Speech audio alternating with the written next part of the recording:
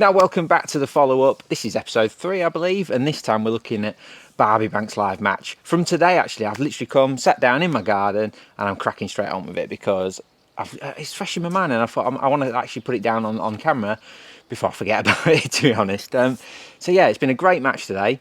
Wind's actually dropped now, which is nice. But it's been a right windy old day, and I actually come second with £188. Superb day's fishing. One of the best days fishing I've had for quite a while, so really enjoyable. It's carp on this venue, so it's nice fishing for carp rather than F1s. They're just better, aren't they?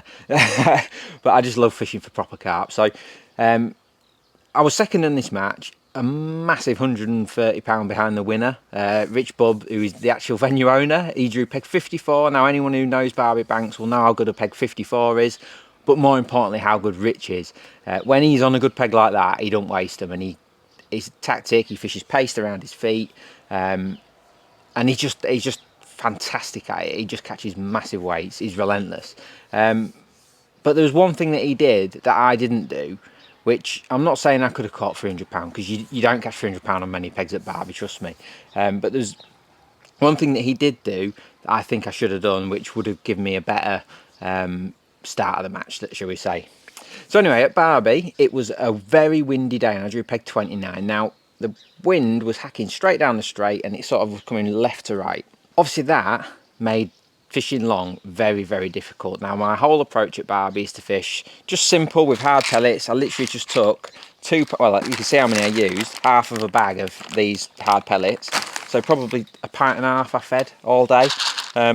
Enough there for another match, funny enough. And I literally just take 6mm hard pellets. Now, my reasoning is, I used to go and I used to take micros and ground bait and paste and stuff for the edge, take a bit of hemp, pellets for a cross. I ended up with several baits, and I was getting more and more confused. Now, anyone who has seen my paste videos will know when I fish in the margins, I like a little flat spot, and I fish it with my float blade on the surface, and that's how I fish it. But every time I was going to a peg, 1 in 3 was good enough for that, and I was ended up with a different approach. I couldn't feed ground bait, I couldn't feed like how I like to feed, and I'm not saying that I couldn't have worked it out, but what I mean is I was mixing up ground bait ahead of the match and not actually using it, so I was wasting loads of bait.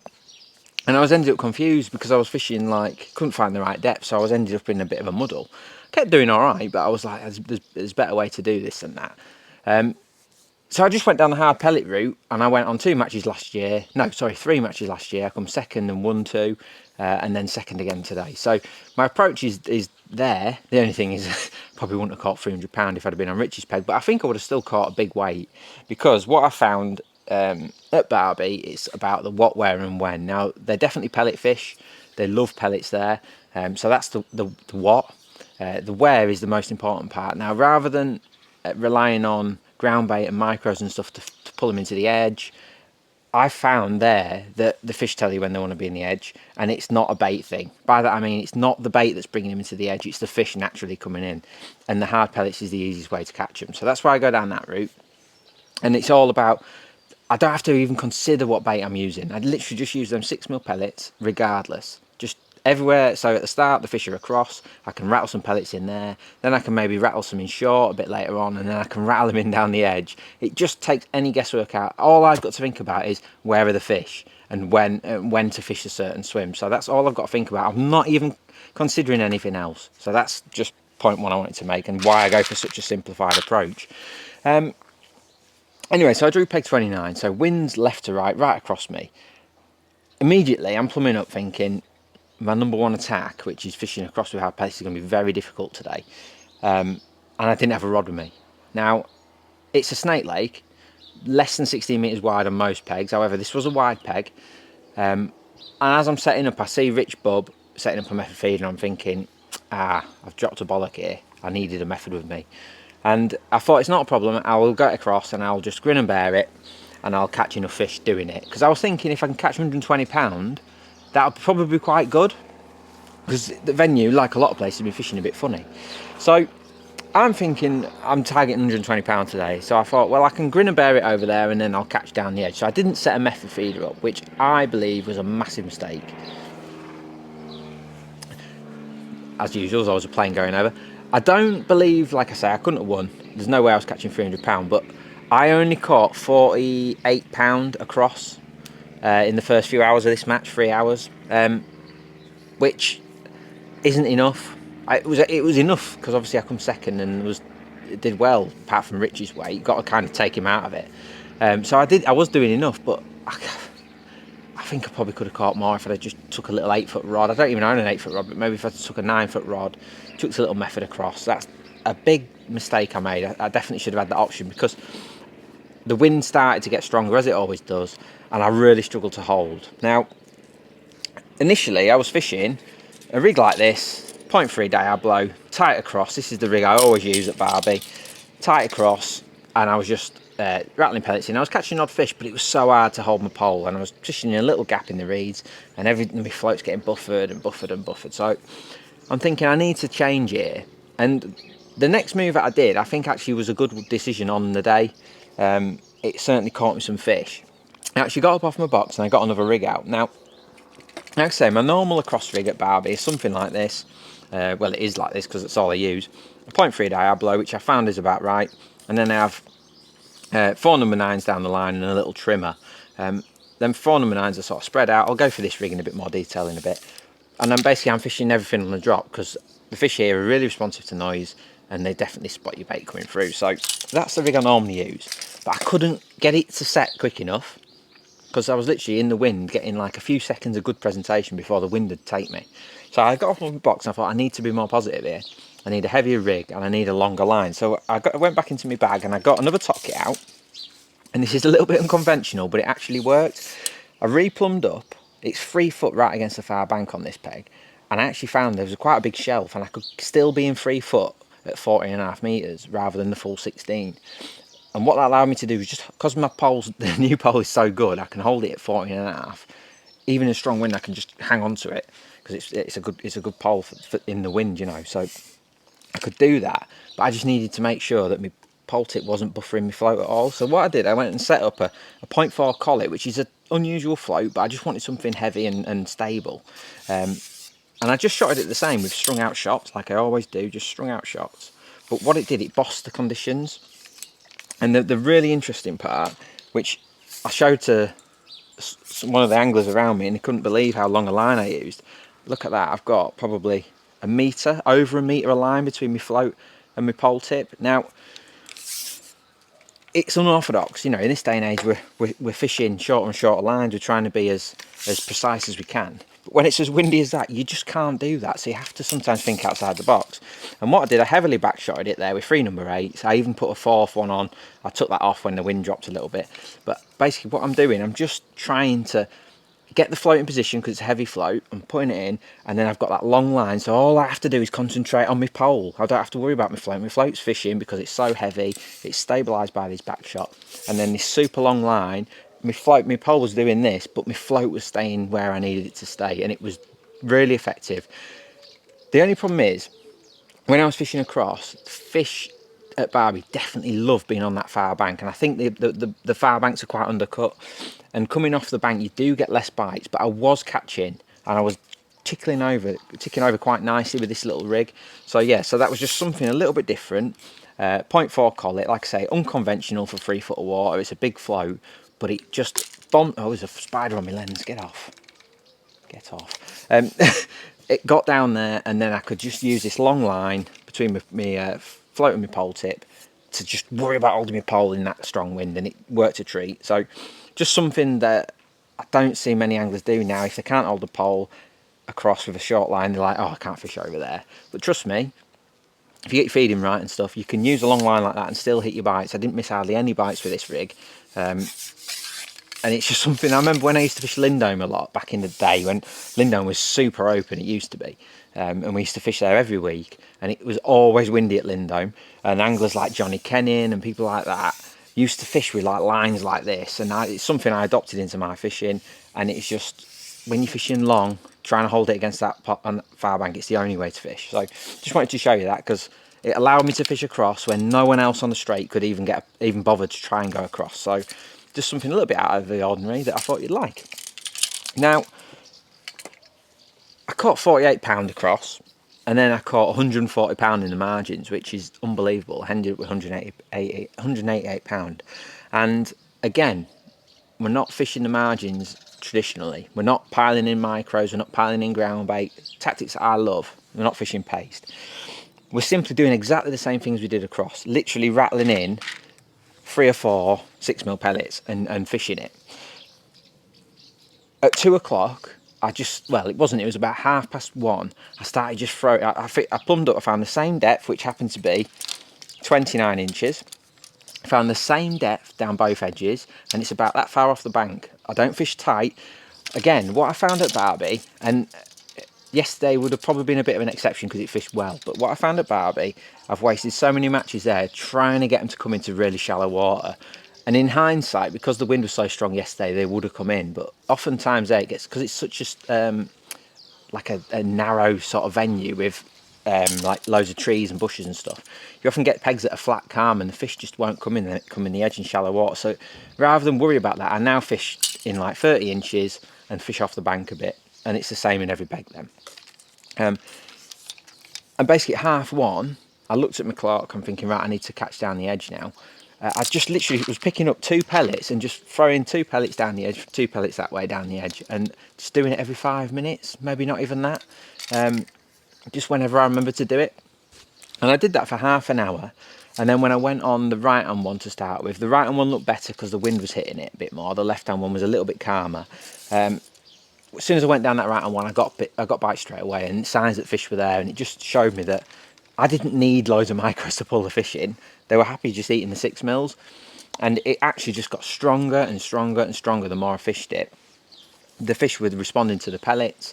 They love noise there. I was just rattling them in from a little height, and then using this rig, which is, like I say, it's got them strung out shots, and I was actually laying it in like that, like a maggot rig, rather than lowering it down straight. I was flicking it out, letting it come in on its own, and I was getting 50% of the fish I caught were on the drop, because they were obviously seeing them, hearing my pellet hit the water, and then just watching it and taking it. Unbelievable fishing, and I caught over 50 carp in 2 hours. The fishing was frantic. I was just going in, rattling in me 2 or 3 pellets. Literally, that's all I was feeding, 2 or 3 pellets. Going in, rattling them in, lay that rig in, clunk, got one. And it was just so quick, so effective. It was the best edge fishing. It was the easiest edge fishing I've had for ages. There was no liners, there was no, oh, should I feed now, should I not? I was literally just tapping in. How simple can it be? Just tapping in a few pellets and catching one as fast as I could physically get in and get them in, get back out and catch another one. It was brilliant. It was dead right. And it was just, like I say, that me only catching 48 pound in the first 3 hours was the reason why I couldn't keep up with Rich. The edge was perfect. Like, I could have said, oh, maybe should have fished paste or something like that. Maybe it could have been even quicker. But I don't think I could have caught them any quicker than what I did. So I was really happy with my margin approach. It was just that wind that stopped me catching across that slowed me down a bit. But let's be real, 188 pound wins just about every match at Barby. It's only because Rich had to go and spoil the party. Anyway, so this was the rig. And like I say, it's a 0.3 Diablo. Lovely float. I think these are a bit of a misunderstood float, really. They're perfect for island fishing. They've got a lovely little 2mm tip, little diamond body, and then a little glass stem. They're our take on like a mudline sort of float, hence why we're doing 0.3, 0.4 and 0.5. So you can fish them with a bulk and they'd literally just go straight down to wherever you shot them, and they're just brilliant. We didn't want to do just this traditional like pear-shaped one. We wanted to do something like this, and I just love them. I just think they're great, and in 0.3, for how I fish with these strung out shots, they just seem to work really well. Now, hopefully you can see that. Basically, I say it's 29 inches deep, and I've just got, in fact, I'll start at this bottom end. I use a 6-inch hook length. Like I say, most of the bites are on the drop, so I think it's important to have a bit of space between your hook and your first shot. And then I've just got a number 9, then 6 inch above that a number 9, 6 inch above that a number 9, and 6 inch above that another number 9, and then I've just got a little trimming shot which happens to be a number 11 up here. And it's as simple as that. I use that rig against the island, I use it down the edge at Barby, and it works an absolute treat. I don't bother with anything else now. For reference, I've got about a foot of line between pole, tip and float, 3 number 8 back shots as always, and then I've got, that rig was tied up on 020 exact, strong and durable main line, and then down at the bottom end I've got an 014 well, it's 148 actually, but 014, and that I use that same hook length for that entire 2 hours. Never let me down. I'd be happy to use it again. And then interestingly, I've just got a standard B911 size 16 little bait band, my usual stuff, same as always, and it just worked a treat. I think I fouled 2 or 3 fish, that was all that came off, but other than that, landed pretty much everything. Just brilliant. Now, one thing I haven't mentioned, and it was the same on both rigs, the elastic black zip. I absolutely love this elastic at Barby. The fish there are, on average, are like £1 to £3. You catch loads of them, like especially across early in the match. You catch loads of like £1 to £3 fish, and then in the edge later on, you do catch them bigger fish. The black sort of dealt with them all. Could I have had another stronger setup for the margins? Maybe, but I was getting them in really quick on this black. I don't feel like I would have, like, I don't know, it wouldn't have sped me up that much more, I don't think, if I'd have used like a pink or something. Maybe it would, but we're talking a fraction here, and it certainly wouldn't have made £100 difference, put it that way. I was really happy with how quickly I was getting them in. I tell you what I really liked as well, how calmly I was lifting into the fish, literally just gently lifting my pole into the bites, and the fish just glided off out the swim. I was just throwing 2 more pellets in over the top, and 9 times out of 10 I was going back down there and catching the fish straight away. So maybe that slightly lighter elastic to what I would probably normally use meant the fish and the peg stayed very calm, ready for me to catch another fish. So I only set up a couple of them rigs for a cross, exactly the same but with slightly longer lines. But to be honest, other than that first hour when I really battled with the wind, I never really caught on it. So yeah, they were the main 2 rigs, those 2. I also wanted to talk about the actual, like, where I fished in my swim as well when I was fishing across and stuff. It seemed to me, with that strong wind, the bulk of the fish were to the right of me. There's a bridge to my right. There was another angler, Darren, was just to my right, the other side of the bridge. But it seemed to me that maybe the wind had pushed them to my right or something like that, because even across to the left, which was when the last time I drew this peg, the left-hand point was the place to catch them, but I couldn't catch them there. And the left-hand margin was decent, but it was nowhere near as good as the right-hand one. And I just think it was the wind. I think the wind had pushed the fish that way a little bit more. All my bites across pretty much were to the right. I even went a little bit further to the right in the day, and then the right-hand margin was much better. So I think that's just something that this tactic with just rattling in pellets allows you to sort of fathom out as the match goes along. They're so responsive, these, like if you tap 6mm pellets in and you get a response, you can then work on it. If you don't, it's because the fish aren't there. It's not because the bait's wrong. I think that's another thing to discuss. At Barby, if you tap pellets in and you where the fish are, you get an indication of some description. You might miss it, but you get a sign that there's a fish there. Everything to my left, I even plumbed up down the edge long. When I wasn't getting any bites, I couldn't hold my pole. The first thing I actually did was set up with this rig right up my peg at 13 metres, well 14 metres, and essentially tried to find the same depth but long up the edge. I thought I'll definitely get a few bites up there. I never had a bite up there. I just felt the fish had been pushed down to my right. And I think that's so important. I've mentioned this about Barby before. I often think there's spots within spots. There's always a golden spot in your peg. I've found this so many times there. You can always get signs all over your peg. You just can. There's a lot of fish in the venue. But there's always one particular spot on the far bank where you catch more fish. And on this day, it just happened to be to the right, which wasn't that nice because it was more comfortable fishing to the left in the wind.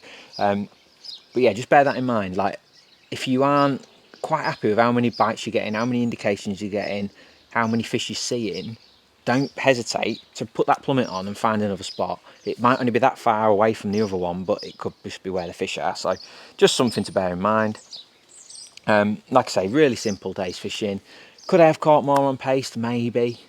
But like I say, I couldn't have caught faster than what I caught on them hard pellets. I really like that approach. And I think if you were to go 10 times and fish like this, your consistency would be through the roof. I just think it keeps it simple. You're going to get the most out of hard pegs, and you're still going to catch plenty on poor pegs. So yeah, so that was a really good day. I really enjoyed that today. It was fantastic fishing. Well done to Rich. He absolutely smashed it. I mean, he's just frightening there. So well done to Rich. Hopefully you enjoyed that, the follow-up. It's been an absolute it's been an absolutely brilliant day. I'm absolutely knackered, if truth be told. Can't wait to sit in there with a beer, if I'm quite honest. But anyway, thanks for watching, everyone. Don't forget to like and subscribe, and we'll see you again on the next episode of the follow-up. But if you haven't already, press that subscribe button, and we'll see you again really soon.